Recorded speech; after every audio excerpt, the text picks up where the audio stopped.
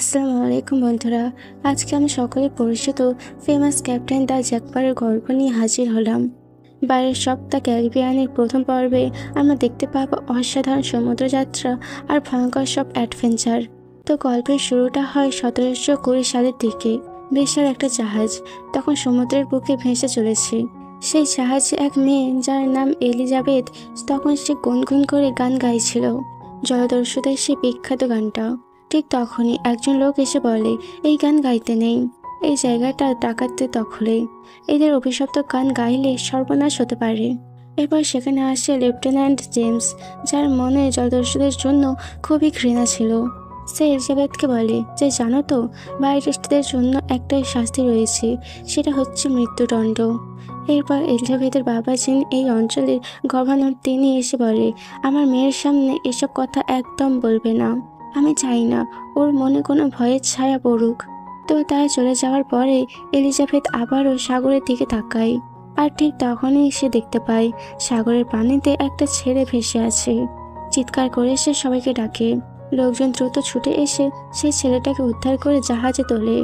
আর ঠিক তখনই তাদের সামনে একটা বিশাল জাহাজ আগুনে জ্বলতে দেখা যায়। সবার দৃষ্টি চলে যায় সেদিকে। এদিকে এলিজাবেথের কাছে সেই ছেলেটার জ্ঞান ফেরে। মেয়েটা বলে, আমার নাম এলিজাবেথ। আর ছেলেটা বলে, আমি ইউল টার্নার। এরপর সে আবারও অজ্ঞান হয়ে যায়। এখন এলিজাবেথ খেয়াল করে যে এই ছেলেটার গলায় একটা সোনালি লকেট রয়েছে, যার গায়ে স্পষ্ট জলদস্যুদের চিহ্ন ছিল। এটা দেখে এলিজাবেথ বুঝে যায় যে এই ছেলেটা হয়তো কোনো জলদস্যুর ছেলে।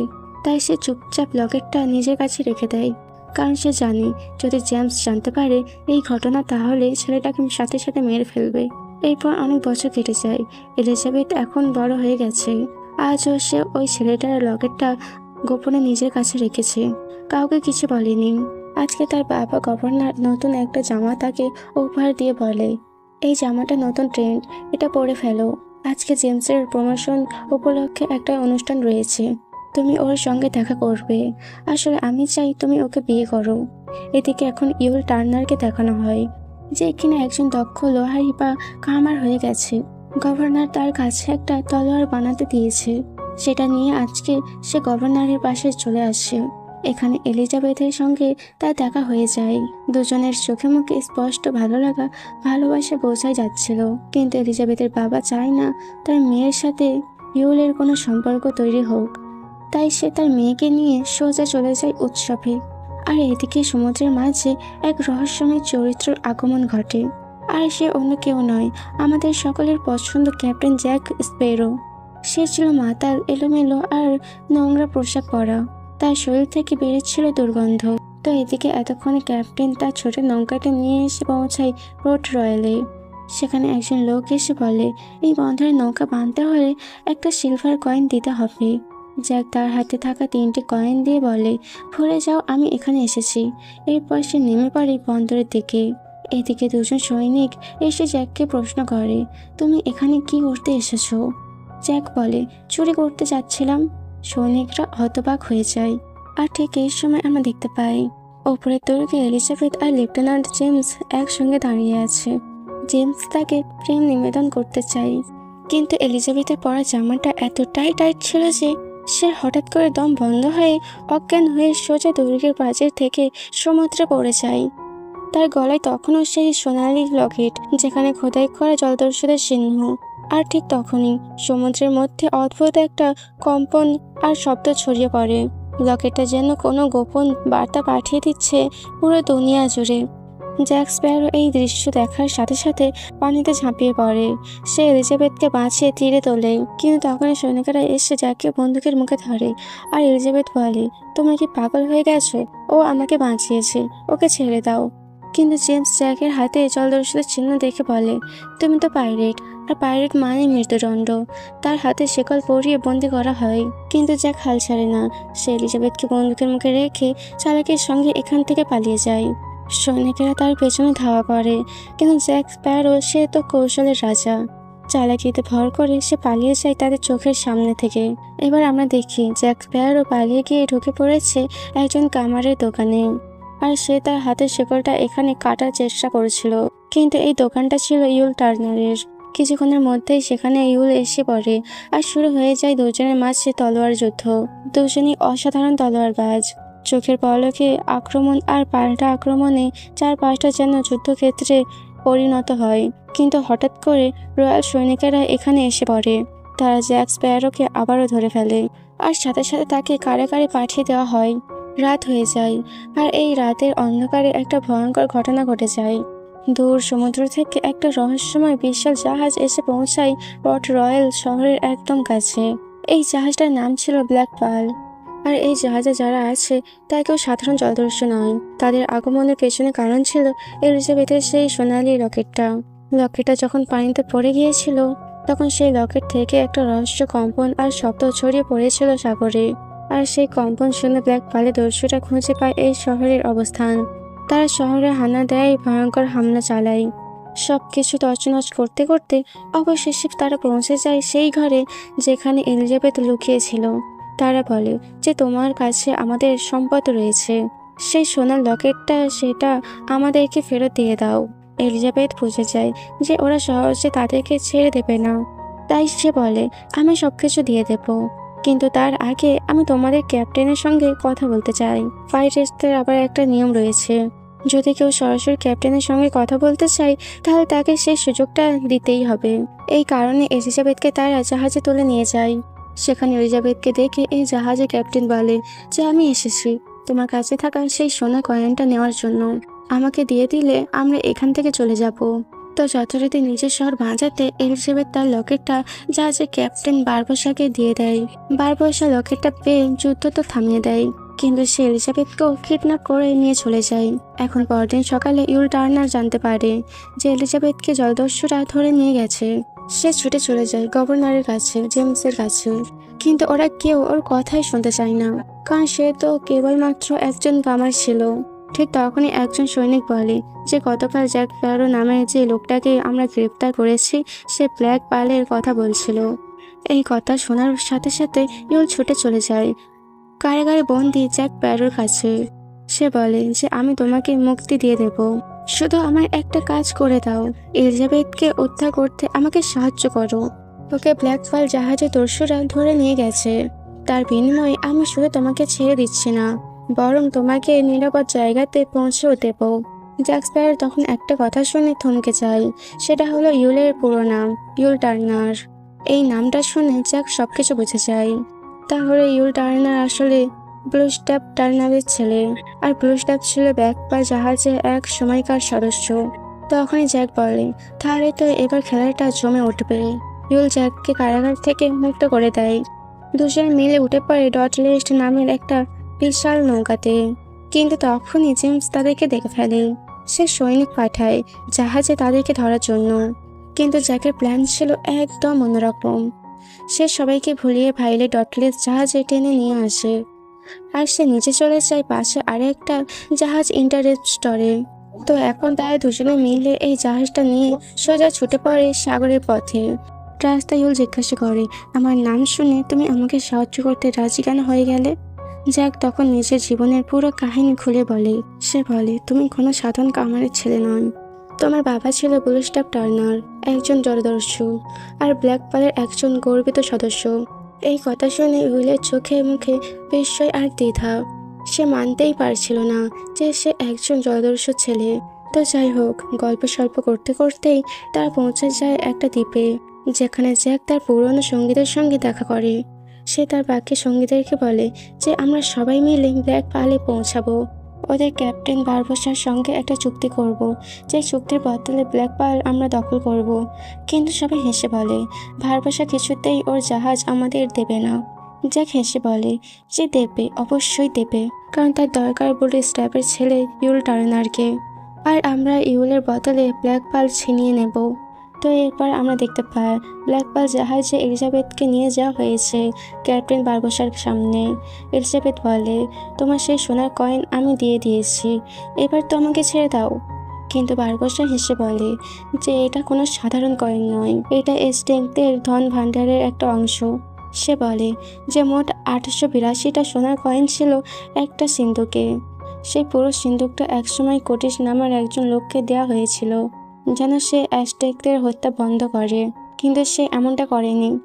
এরপর থেকে সেই ধন ভাণ্ডারের উপরে একটা অভিশাপ করে যায়, আর সেই অভিশাপে বলা হয় যদি কেউ এই কয়েনগুলো চুরি করে তবে সে চিরকাল শাস্তি ভোগ করবে, যতদিন না সকল কয়েন সে ফেরত দিয়ে যায়। বারবাসা বলে যে আমরা জানতাম না সেই অভিশাপের ব্যাপারে, তাই আমরা সেই সম্পদ লুট করে আনন্দ, নেশা আর ভোগবিলাস করে সকল স্বর্ণমুদ্রা উড়িয়ে ফেলেছিলাম, যার কারণে আমরা হয়ে যাই অভিশপ্ত।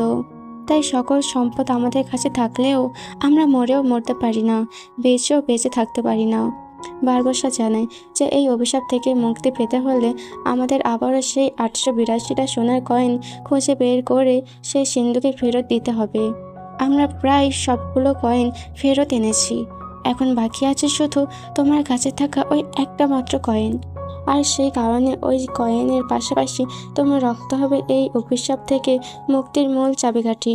এই কথা শুনে এলিজাবেথ ভেবে নেয় যে তাকে হয়তো বলি দেওয়া হবে, তাই সে বাঁচার জন্য হঠাৎ বারবাসাকে ছুরিকা আঘাত করে, আর সেখান থেকে সে দৌড়ে পালাতে থাকে। কিন্তু বাইরে বেরিয়ে এসে সে যা দেখতে পায় তাতে রীতিমতো তার মাথায় আকাশ ভেঙে পড়ে, কারণ চারপাশে কোনো মানুষ নেই, সবাই ছিল কঙ্কাল। চলাফেরা করছে, কথা বলছে, কিন্তু তাদের শরীরে কোনো মাংস নেই। ঠিক তখনই পেছন থেকে বারবাসা এসে বলে, আমি বহু বছর ধরে তৃষ্ণায় পড়ছি, এক ফোঁটা পানিও আমার তৃষ্ণা মেটাতে পারে না। আমি বহু বছর ধরে ক্ষুধার্ত, কিন্তু কোনো খাবারেই আমার পেট ভরে না। আমি মরতে চাই বহু বছর ধরে, কিন্তু মরতে পারি না। আমার অনুভব নেই, আমার মনুষ্যত্ব নেই।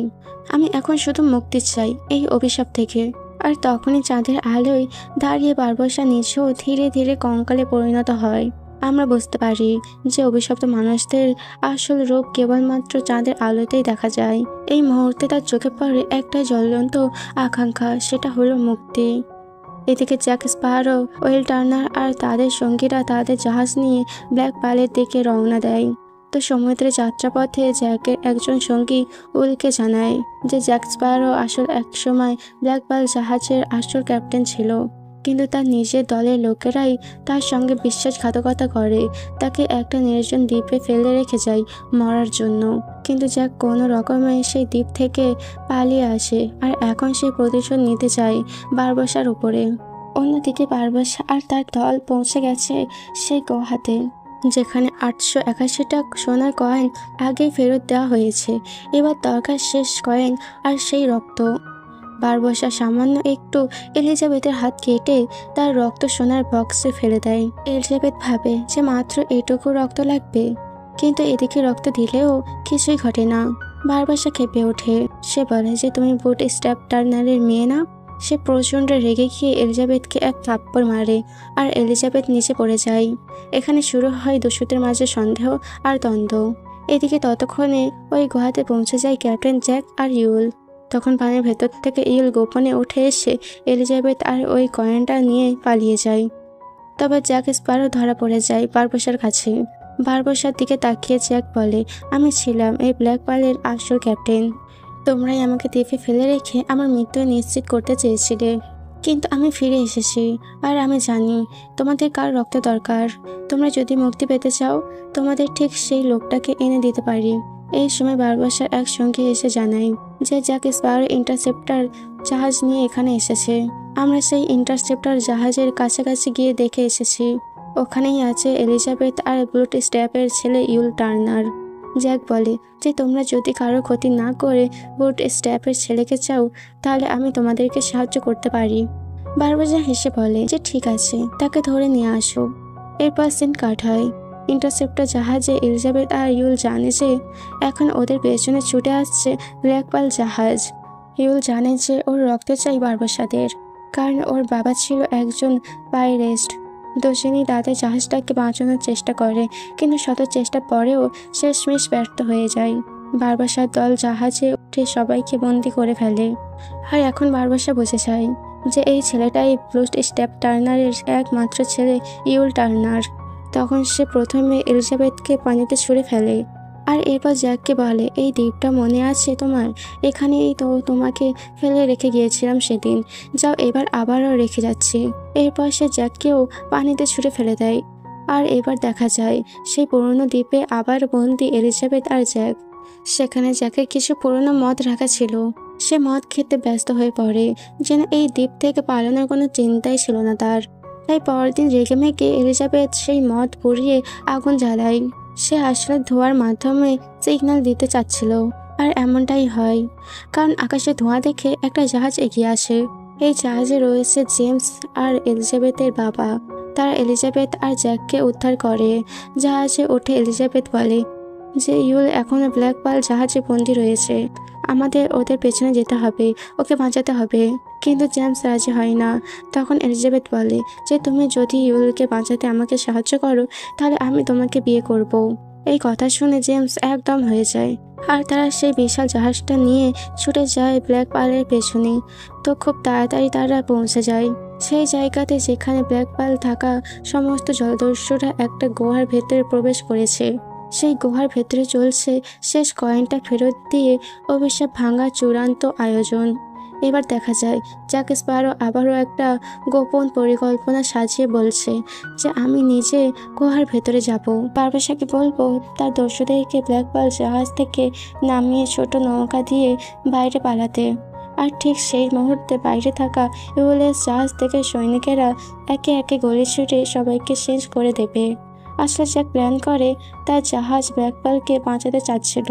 তো প্ল্যান মাফিক জ্যাক গুহার ভেতরে ঢুকে, আর ভেতরে গিয়ে সে দেখে যে ইউল টার্নারের গলায় ছুরি বসাতে চলেছে বারবাসার এক সহযোগী।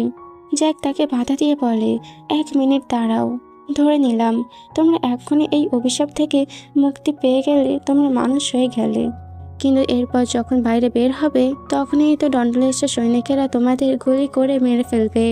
তাই জ্যাক চালাকি করে বলে যে তোমাদের উচিত প্রথমে ডনলেস জাহাজটা হাইজ্যাক করা, তখন তোমাদের হাতে 2টো জাহাজ থাকবে, আর আমাকে ব্ল্যাক পার্ল জাহাজটা বসিয়ে দিলে আমি তোমাদের হয়ে কাজ করব। আমি যত জাহাজ ডাকাতি করব তার 10% তোমাদেরকে দিয়ে দেব। এভাবে কথার খেয়াল জ্যাক চুপি চুপি অভিশপ্ত সেই কোষাগার থেকে একটা সোনার কয়েন চুরি করে নেয়। আর এই কারণে যদি তারা সকল কয়েন ফেরত দেয় তবুও তারা অভিশাপ থেকে মুক্তি পাবে না। বারবাসা জ্যাকের কথায় বিশ্বাস করে সকল দস্যুদেরকে বাইরে পাঠিয়ে দেয় রয়্যাল সোনাদের সাথে লড়াই করতে। এদিকে চাঁদের আলোতে সবাই আবারও কঙ্কাল রূপে রূপান্তরিত হয়। তারা সৈন্যদের ওপরে ঝাঁপিয়ে পড়ে আর একের পর এক আক্রমণ চালায়। গুহার ভেতরে শুরু হয়ে যায় ফাইনাল লড়াই, বারবাসা বনাম জ্যাক স্প্যারো এবং ইউল টার্নার। তবে সমস্যা একটাই ছিল যে বারবাসা এখনো অভিশপ্ত, তাকে মেরে তো আর ফেলা যাচ্ছে না। তাই লড়াইয়ের এক পর্যায়ে বারবাসা তলোয়ার বসিয়ে দেয় জ্যাক স্প্যারোর শরীরে। তখনই জ্যাক চুপচাপ চাঁদের আলোতে চলে আসে, আর তখনই দেখা যায় যে জ্যাক নিচেও কঙ্কাল হয়ে গেছে, কারণ ওই অভিশপ্ত কয়েনটা থেকে সে নিজেও একটা কয়েন চুরি করেছিল। অর্থাৎ সে এখন আর মানুষ নয়, সে এখন অভিশপ্ত দস্যুদেরই একজন, সে মরতে পারবে না। তখনই কৌশলে জ্যাক নিজের রক্ত মাখানো সেই কয়েন উইলের দিকে ছুঁড়ে মারে। ইউল সেটা লুফে নেয়। ঠিক তখনই গুহার ভেতরে এলিজাবেথ এসে পড়ে, আর বারবাসা এবার বন্দুক তাক করে ধরে এলিজাবেথের দিকে। সাথে সাথে একটা গুলি ছড়ার শব্দ শোনা যায়, কিন্তু গুলিটা বারবাসা চালায়নি, সেটা চালিয়েছিল জ্যাক স্প্যারো বারবাসার বুকে। এই গুলিটা ছিল সেই পুরনো গুলি যেটা বারবাসা একদিন জ্যাককে দিয়েছিল। সেই দ্বীপে ফেলে আসার সময় যেন জ্যাক খাবার বা পানি না পেয়ে ওই গুলি দিয়ে নিজেকে শেষ করে দেয়। বারবাসা হেসে বলে 10 বছর ধরে গুলিটা রক্ষা করেও আজকে তুই এই গুলিটা নষ্ট করে দিলি। তখনই পেছন থেকে ইউল বলে যে জ্যাক ওর গুলিটা নষ্ট করেনি, কারণ তখনই ইউল শেষ 2টো কয়েন তুলে রাখে অভিশপ্ত কোষাগারের, আর সাথে দিয়ে দেয় নিজের রক্ত। আর তখনই অভিশাপ ভেঙে যায়। বারবাসা, যার বুক তখন গুলিতে ঝাঁঝরা, সে ধীরে ধীরে সেখানে মারা যায়। ডটলেস্ট জাহাজে থাকা সকল দস্যুরা এখন মানুষে পরিণত হয়ে যায়। তারা বুঝে যায় যে হার নিশ্চিত, তাই তারা আত্মসমর্পণ করে দেয়। তো এরপর একদম লাস্ট সিনে আমরা দেখতে পাই জ্যাক স্প্যারোকে ফাঁসির মঞ্চে তোলা হয়েছে পোর্ট রয়্যালে, কারণ সে তাদের সাথে বিশ্বাসঘাতকতা করে বারবাসার সৈনিকদেরকে বাইরে পাঠিয়েছিল, আর তাদেরকে জানায়নি ওই সৈন্যরা অমর। কিন্তু ইউল এটা মেনে নিতে পারে না। সে সোজা চলে যায় সেই জায়গাতে যেখানে এলিজাবেথ আর তার বাবার সাথে জেমসও দাঁড়িয়েছিল। ইউল এলিজাবেথকে বলে আমি তোমাকে এখনো বলিনি, কিন্তু আমি তোমাকে অনেক ভালোবাসি। এরপর সে চলে যায় জ্যাককে বাঁচাতে। জ্যাকের গলায় তখন দড়ি ছিল, ঠিক করা হয়েছিল ফাঁসির মঞ্চ। কিন্তু সেই সময় ইউল ঝাঁপিয়ে পড়ে তাকে মুক্ত করে দেয়, কিন্তু সৈনিকেরা তাদেরকে ঘিরে ফেলে। এলিজাবেথ আর তার বাবাও সেখানে চলে আসে। সে আর এলিজাবেথ চিৎকার করে বলে, আমি ইউলকে ভালোবাসি। এদিকে জ্যাক স্প্যারো দেখে তার পুরনো সেই বিখ্যাত তোতা পাখি। সে বুঝে যায় যে তার দলের লোকজন আশেপাশেই রয়েছে, তাই সে এক লাফে দুর্গের প্রাচীর টপকে সাগরে পৌঁছে যায়। আর ঠিক তখনই দূরে সাগর থেকে ভেসে আসে সেই চেনা জাহাজ ব্ল্যাক পার্ল, যেখানে দাঁড়িয়ে আছে জ্যাকের প্রিয় বন্ধু জলদস্যুরা। ওরা এসেছিল জ্যাককে বাঁচাতে। আর শেষের দৃশ্যে আমরা দেখতে পাই যে জেমস ইউলকে ক্ষমা করে দিয়েছে, আর এলিজাবেথের বাবা তাদের বিয়েতে সম্মতি দিয়েছে। আর সবার শেষে জ্যাক স্প্যারো আবারও ফিরে আসে তার প্রিয় ব্ল্যাক প্যালে, আর এবার সে হয়ে যায় ক্যাপ্টেন জ্যাক স্প্যারো। তো এই সিনেমাটা মুক্তি পেয়েছিল 2003 সালে। IMDb রেটিং ছিল 7.7 আউট অফ 10। মোট বাজেট ছিল $140 মিলিয়ন, আর আয় করেছে $654 মিলিয়ন। মুভিটা কিন্তু চরম হিট ছিল। আর আপনাদের যদি ভালো লাগে তাহলে আমি অবশ্যই এর যে বাকি পার্টগুলো আছে সেগুলো নিয়ে আসবো। ভিডিওটি যদি ভালো লেগে থাকে তাহলে ভিডিওতে একটি লাইক আর চ্যানেলটিকে সাবস্ক্রাইব করতে ভুলবেন না।